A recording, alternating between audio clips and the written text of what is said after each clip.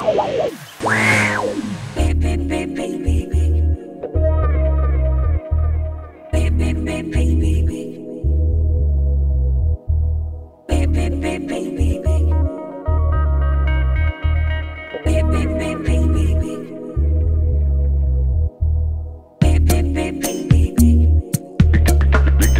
commence par des rêves et après je fais des dessins et puis petit à petit quand c'est prêt je réalise.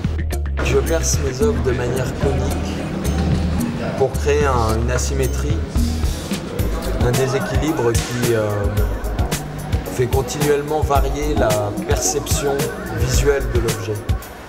Donc il faut dépasser les trois dimensions, il faut percer dans les trois dimensions pour en révéler une quatrième qui est là, au centre. Et cette quatrième dimension, elle est faite de lumière. En fait, c'est une sculpture de l'absence de matière.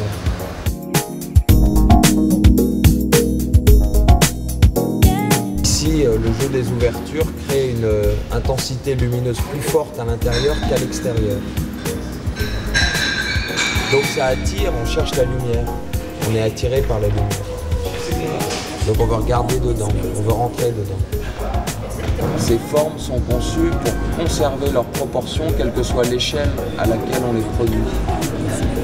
Autrement dit, on peut les faire beaucoup plus grandes, elles vont garder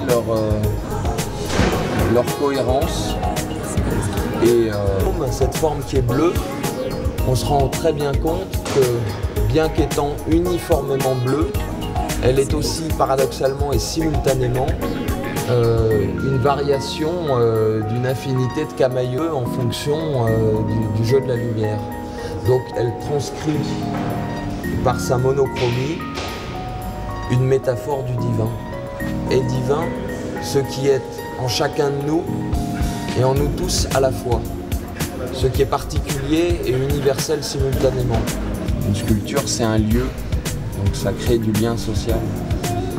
Dans la rue, dans des grands parcs, il faut mettre ça aussi là où il n'y a pas de beauté. Il faudrait en mettre à Kaboul, là où ils ont tout cassé, à Mostar, à Grozny, il faudrait en mettre dans les banlieues aussi, il faut en mettre là où il y a besoin de beauté.